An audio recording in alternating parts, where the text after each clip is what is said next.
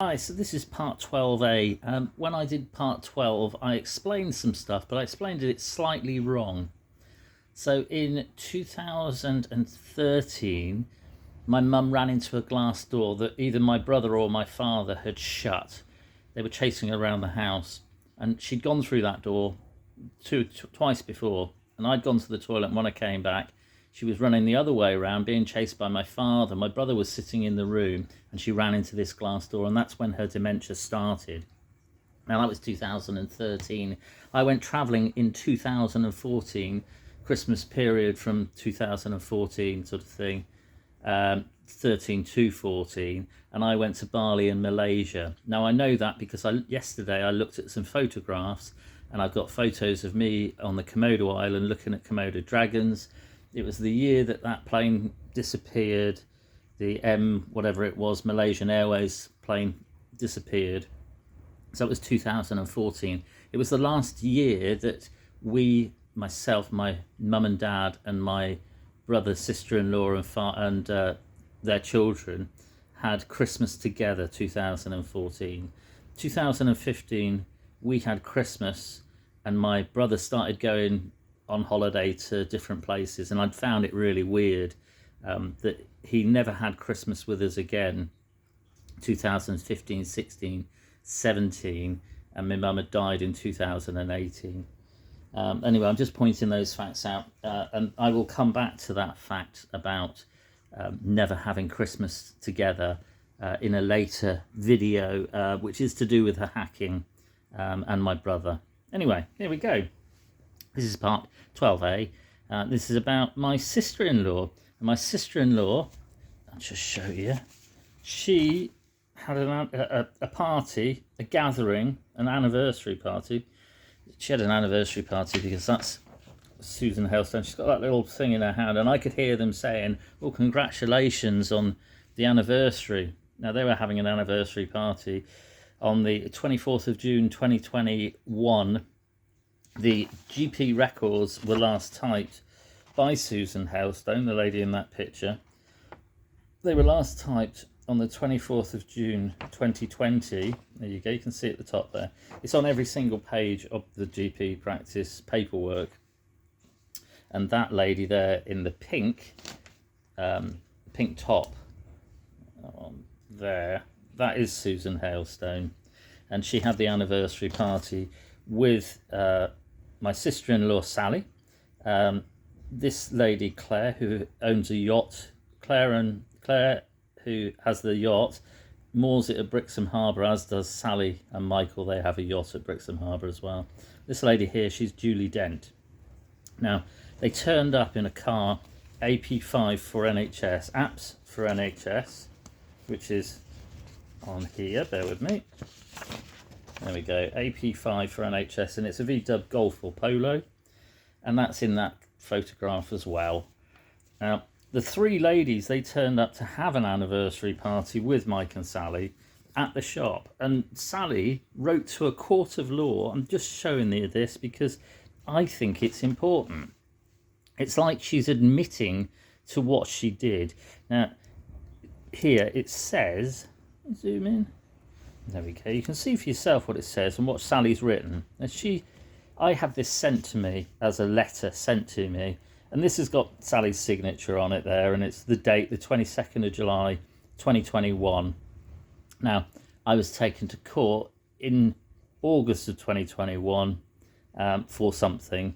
I told the truth, basically, but I had an order placed against me for shouting the truth, which was that I thought my mother had been murdered. I thought my mother had been deliberately killed for something which I know to be true. Anyway, Sally, this is Sally, I'll show you. There we go, that's Sally Parrish. She's my sister-in-law, and she's that lady there in the white top that's hugging Claire. Now, Sally says in her statement to the court that my friends came to see me at work on the 24th of June 2021. I'm just pointing these facts out, that they came to see her a year to the day from when Susan Hailstone typed those records, and parked their car in our yard outside the back of the shop. I live above a shop. If you are from Sidmouth, and especially if you're a tradesman, then you'll know all about this, and who these people are and who I am. Ian took a video of us saying goodbye and published these photos on Facebook. Now, I didn't take a video, I took pictures. Apparently questioning the number plate ends NHS. That this visit to me was all part of a conspiracy about the date his mum died. My friend's initials are NHS. Now, as I've just said, this lady here, who's the driver of the car, her name's Julie Dent. She's the head chair of the Royal Devon and Exeter Hospital, or she was until she retired. She's since retired, but she was head chair of the Royal Devon and Exeter Hospital. In the hospital records, they were last typed on the 8th of July 2020, and on some of the documents, her name is actually on the documents, which is just bizarre. There's some that have been altered. There's a letter that it's at the bottom, it's got her name and it's got Melanie Walker. Now, Melanie Walker was the lady who, if you watch the episode, the part where I explained that I sent a letter of complaint to the hospital, and they replied, and Melanie Walker had apparently done a full investigation of the hospital records, and she couldn't find any changed or altered dates, and yet there's 23 plus altered dates. They're clearly altered. A date has been written over the top of another date. Now, that was Melanie Walker, and she was a chief executive of the Royal Devon and Exeter Hospital. She's since retired as well. All of these people have retired since whatever happened.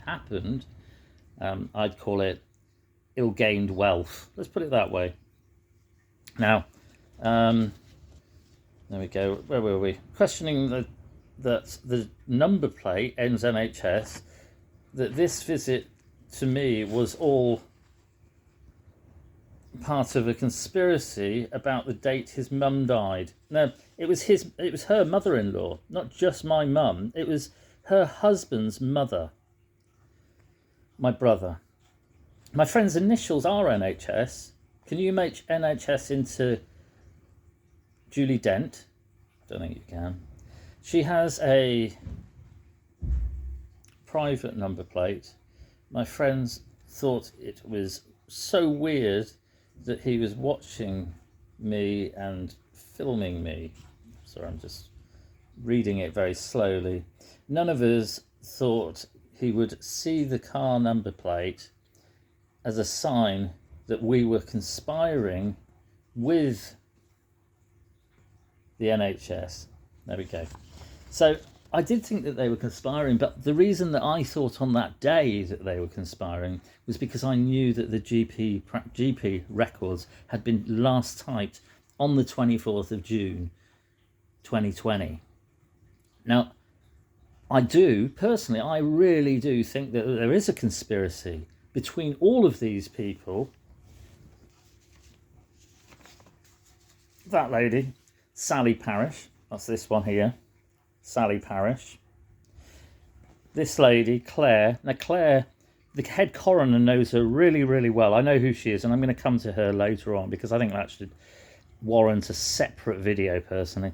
This lady, Julie Dent, bear with me. I got these pictures off Facebook. Julie Dent, same lady. And that other lady is, there we go, Susan Hailstone. She's the lady, GP admin, and Susan Hailstone, and she typed the records on the 24th of June 2020, a year to the day from when she came and had an anniversary party with my brother and sister-in-law, Mike and Sally Parrish. Now, as I just said, Sally Parrish, she admits that she found it strange that I would be taking a video, and I would think that because of the car registration plate, apps for NHS, AP5 for NHS, that I would think that there was a conspiracy with the hospital, with the GP practice, and whoever this other lady is. Obviously I know who she is as well, but they all find it strange that I would think that there was a conspiracy with the NHS. Well, I do think there's a conspiracy with the NHS, and I do think that Sally, this lady here, Sally Parrish, who admits that she thought that it was strange that I would think that there was a conspiracy. There is a conspiracy. Now, as I say, all of the people have retired. Even Sally and Michael Parrish, they've retired from running the business, which is the shop. They've retired from it. But as I say, all of them have gained wealth, ill-gained wealth, through what they've done. Now, I can prove without a doubt, and I have physical evidence. The physical evidence is in all these paperworks, and I can prove what they did. Now, my mother was deliberately killed for a lot of money, and all of these people have gained from that. Now, Sally, before I was taken to court, she used to give me a lot of abuse. Now, the reason that I was taken to court was actually for the abuse that they gave me. All of the things that they did me for was the things that they actually were doing to me. But I got done for it. But I represented myself, so there we go. Apparently it's a fool's thing to represent yourself in a court of law. But sometimes you don't have a choice and you have to defend yourself. So that's what I did. Now, Sally used to say to me, Ian, everybody has a price. Everybody has a price. Now, what a weird thing to say, eh, Sally? She'd say, you know, it doesn't matter who you are, everybody's got a price. She'd say things like, it's surprising how convincing people can be about something if you pay them enough money. She'd also say, it doesn't matter what you know in this life, it's who you know in this life. This lady here, this lady, Sally Parrish, in the actual writing there, she's put that it's about a conspiracy to the day that his mum died. She doesn't say her mother-in-law, it was her mother-in-law for all of those years. She doesn't say that. She doesn't say it's my husband's mum. And he doesn't say. Now, my brother, I saw him like yesterday, and he said, "What, are you always going to be a dick? Are you never going to give up on being a dick? You've tried to go through the coroners, you've tried to go through the hospital, you've tried to go through the GP practice, and you've tried to go through the police. And none of them will look at it because it's not a case." Well, Michael, it is a case. The problem that I've got is that when you pay, or when people pay, i.e. you and perhaps your wife here, pay a lot of money to different people, that's when corruption happens. And that's when conspiracies are covered up. Now, I'm saying that you guys paid all of these people, all the ones that you listed off, the coroner's office. Now, the coroner must have been involved in this because of the fact that he put through the wrong date, even though he'd got the true date. He'd already handed it out. Lindsay Ainsworth had already given the true date. Now, the true date, there we go. The true date that my mum died was the 23rd of May, the day before I saw mum dead. Now, this letter was sent to the GP practice, to Dr. Hadfield, there you go. It was sent on the 4th of June 2018 to Dr. Hadfield from the coroner's office. Now, the coroner, the head coroner, Mr. Philip Spinney, he knew the date that my mum died, and he got his assistant, Lindsay Ainsworth, there you go, to send this letter to the GP practice. Now, Dr. Hadfield, this is a letter from her to Mr. Spinney, the head coroner, and she says in it that my mum died on the day that my dad said that she died, on the 28th. But she'd already had a letter from the coroner's office, so I would suspect that the GP, Dr. Hadfield, was involved in this as well, because she's had a letter sent to her, and it clearly says on there that Mum died on the 23rd of May 2018 and not the 28th of May 2018. Now, Lindsay Ainsworth also, she's filled in this, which is the coroner's witness statement, 24th of May 2018, the day that I saw and said goodbye to my dead mum, the date that my friend Joe sent me that kind letter or kind message on Facebook Messenger to say how sorry she was to see me so upset in the hospital earlier. That was the day that my mum died, or the day that I saw her dead. She'd actually died the night before in the hospital. Now, the coroner's, the mortuary witness statement that's signed by Lindsay Ainsworth on the 24th, the doctor who's also on that, Dr. Laith Al-Makhtar, okay, he's up the top there. The whole of this document is all written by Lindsay Ainsworth, but it's got Dr. Laith's signature on as well. He wrote on the 24th of May 2018 that Mum had died on the 24th of May 2018. He's got it there.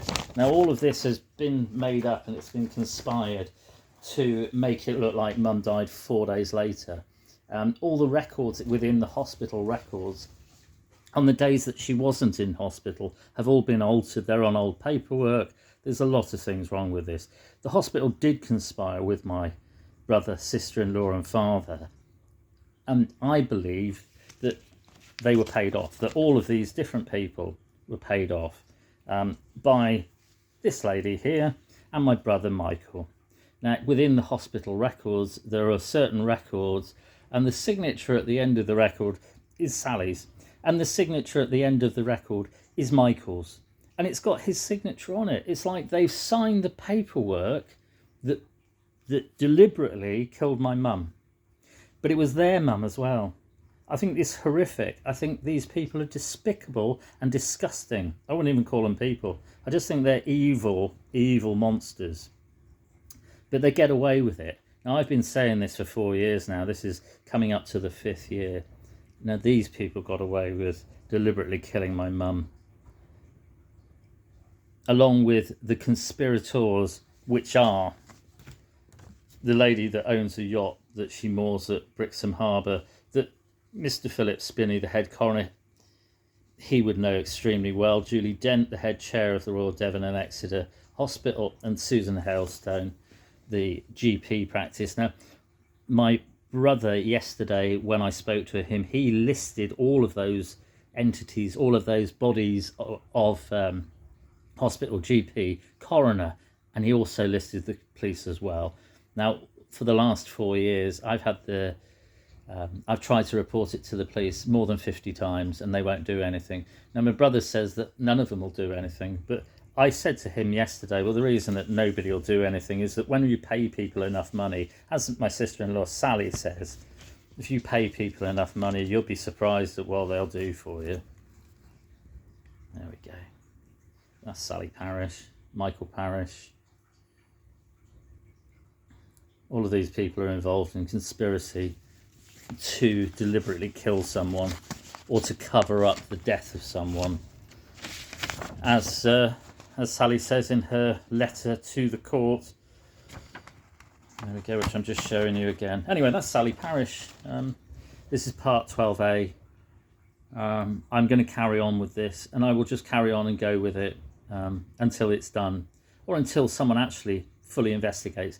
Now, Devon and Cornwall Police won't investigate. Now, they say that, I've written to them many times, and they say, and the police actually, because I wrote to Dorset Police as well, and they said that when a coroner concludes his decision of the date of death, that's final, and there's nothing you can do about it. But they're wrong as well. What I'd like is a public inquiry. You know, you see these things like the House of Parliament, and they do a public inquiry to do with when people are deliberately killed and things like that, and public bodies are involved. Now, I think this should be an independent public inquiry that's not done probably by Devon and Cornwall or Dorset Police, but perhaps by a different police force, one that would actually do something about these things, because I think it's disgusting that they're public servants and they've done nothing. The fact that the coroner's office is involved in this is misconduct in a public office. He's the head coroner, he's not even listened to his own assistant. He's gone against her.